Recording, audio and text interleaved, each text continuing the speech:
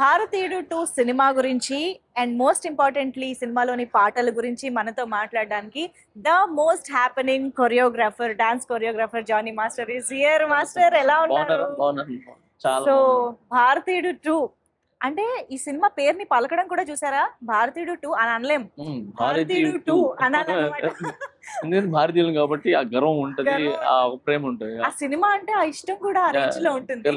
Master first of all భారతీయుడు cinema first release అయినప్పుడు మీరు ఏం చేస్తూ ఉన్నారు? నేను ఊర్లో మెకానిక్ పని చేసుకుంటున్నా. మెకానిక్ పని చేసుకుంటున్నది. అది ఎంత చిన్నపిల్లలు నేను.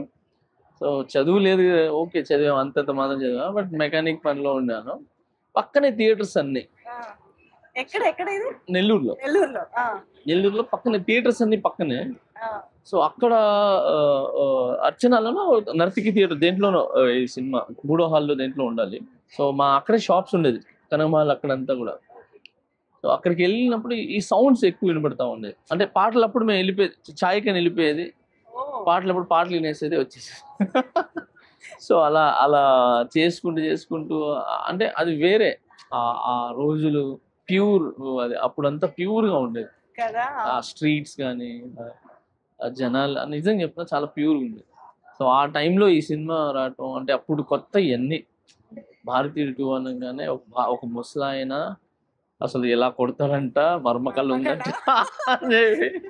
మీరు ఒక 3 మర్మకళ ఇది చేసి చూపించాలి అంటే మీ నుంచి స్టెప్పులు ఎప్పుడు మేము చూస్తాం. అయ్యో నాకే మర్మకళ రాదు.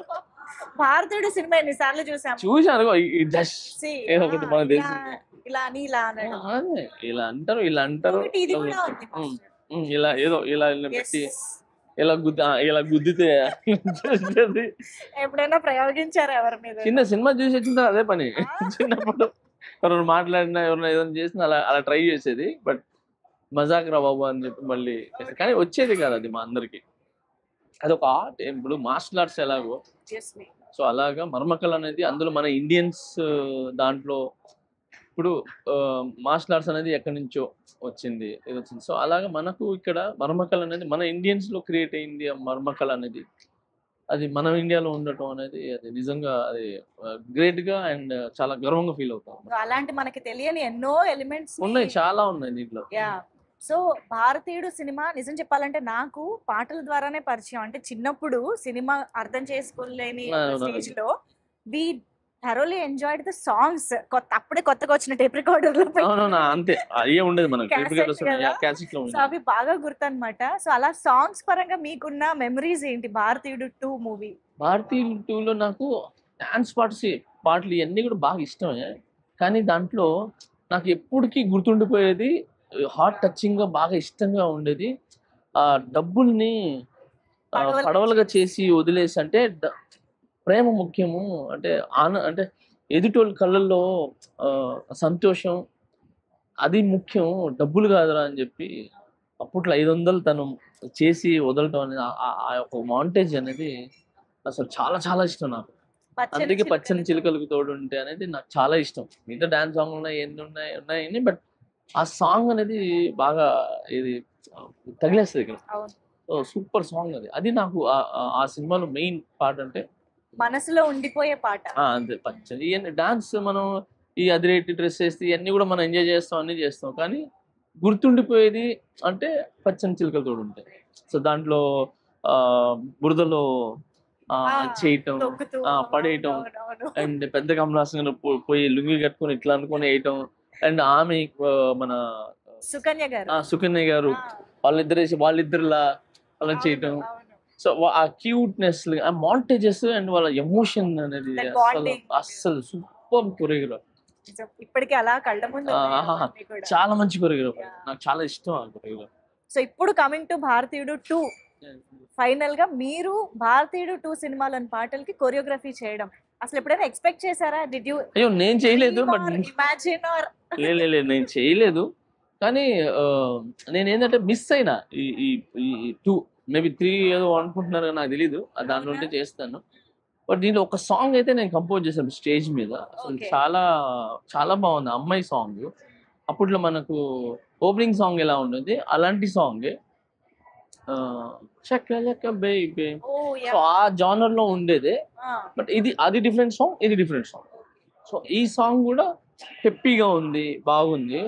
సో మొత్తం ఫారినర్స్ ని పెట్టి నేను స్టేజ్ మీద పర్ఫామ్ చేపిస్తున్నాను. సినిమాలో ఇది నేను అప్పటికి శంకర్ గారికి నేను పరిచయం అవ్వాల. సో RC15 మనం చేసింది, చరణ్ సార్ RC15 చేసాం. దానికి ముందు 3 years ముందే పాటలు అయిపోయినాయి, షూట్ చేశారు పాటలు. సో అందువలన నేను మిస్ అయిపోయినా, లేదంటే ఖచ్చితంగా ఈ సినిమాలో చేసామండి. బట్ శంకర్ గారి సాంగ్స్ కి ఒక స్పెషాలిటీ ఉంటుంది. ఆయన ఒక్కొక్క సాంగ్ ని చెక్కి ఒక థీమ్ పెట్టి దానికి ద మేకింగ్ లో గానీ, కొరియోగ్రఫీలో గానీ, గెటప్స్, లొకేషన్స్ అన్ని చాలా వెరైటీగా ప్లాన్ చేస్తూ ఉంటారు కదా. శంకర్ గారు ఫస్ట్ డాన్స్ ఇవన్నీ పక్కన పెట్టి, అంటే ఎవరు చూడనిది నేను చూపించాలి. అది మ్యూజిక్ కావచ్చు, లేదనంటే సెట్ కావచ్చు, ఏదైనా డ్రెస్సులు కావచ్చు, మేకప్ కావచ్చు, లేదంటే పాటలో స్కీమ్, ఒక స్టోరీ కావచ్చు. సో ఇవన్నీ ఎవరు చూడని కన్ను నేను చూపించాలని ఎప్పుడు థింక్ చేస్తుంటే. సో నేను RC15 కూడా వర్క్ చేసినప్పుడు సేమ్ ఇదే, అంటే ఇది వద్దు, ఇంకేదైనా చేద్దాం అని ఆయన నాకు ఐడియాస్ ఇస్తుంటే నేను ఈయనకి ఆడి నుంచి వస్తున్నారు బాబు ఇంత ఐడియాలో మన బుర్ర. ఫస్ట్ శంకర్ గారు ఒక ఐడియాతో వస్తారా, ఈ సాంగ్ ఇలా చేద్దాం, ఒక ఐడియాతో కాదు 100 ఐడియాస్ వస్తారు, అన్ని తీసుకుని వస్తారు. మేము దాంట్లో ఏం సెట్ చేయాలా, ఎలా సెట్ చేయాలా అని చెప్పి. బట్ ఈజీ, అక్కడ proper technician, proper hard work, talented ఉన్నాడు అనుకోండి, వాడికి చాలా ఇష్టపడుతుంది ఆయన చెప్పి, అంటే ప్యాషన్ అయిపోతాడు తనకి. ఎందుకంటే అంటే కొత్తవి తను నేర్చుకోవచ్చు, తను కూడా ప్రూవ్ చేసుకోవచ్చు. సో శంకర్ గారితో వర్క్ చేసే అవకాశం దక్కింది, కమల్ హాసన్ గారితో చేయలేదు. But no problem. బట్ సినిమాలో చేయకపోయినా అవును, ఖచ్చితంగా దాంట్లో చేస్తాను నమ్ముదాం. కమల్ హాసన్ గారిని బయట చాలా ప్లేసెస్ లో కలిసాను, బట్ ఎక్కువ మనకు అంటే ఎప్పుడు ఒక సాంగ్ గానీ వెళ్తే మనం ఫలానా అని చెప్పి తెలుసు. నేను రజనీ సార్ని కూడా చాలా సార్లు కలిశాను, బట్ జైలర్ సినిమాలో మనం దగ్గరగా చూసి పిలిచి డాన్స్ చేపించి అన్ని చేపించాను. సో ఎప్పుడైనా ఏంటంటే కమల్ హాసన్ గారిని బయట కలిసాం కానీ వర్క్ చేయాలి. మీకు ఒకవేళ అవకాశం దొరికితే ఇలాంటి జానర్లో సాంగ్ వస్తే బాగుంటుంది అని ఏదైనా ఒక డ్రీమ్ అలా అనుకోవడం ఏదైనా ఉందా? నాకు కమల్ హాసన్ గారితో చేస్తే దశావతారాలు ఒక సాంగ్ చేశారు, కాంతారా లాంటి కైండ్ ఆఫ్. ఆయన చేసింది దశావతారాలు అలాంటిదే ఒకటి ఉంటది. సో అది ప్రాపర్ గా ఇంకా ఎగ్జిక్యూట్ చేసి, అంటే ప్రాపర్ గా చేయాలి అనేది దాంట్లో భలే ఉంటది. అది మీరు చూస్తే దాంట్లో ఉంటది అన్ని అవతారాల్లో. సో ఆ విధంగా ఏదైనా ఇంట్రెస్టింగ్ గా అదొకటి. తర్వాత మాటలు కొరియోగ్రాఫీ చేయడం ఇష్టం. కన్ను పిల్లవన్నీ కన్నులున్నవన్నీ ఎన్ని వగలు పోతున్నావే చిన్నారే, అంటే ఆపోజిట్ తన్న అంటే అలాంటి టాస్క్ అదొకటి.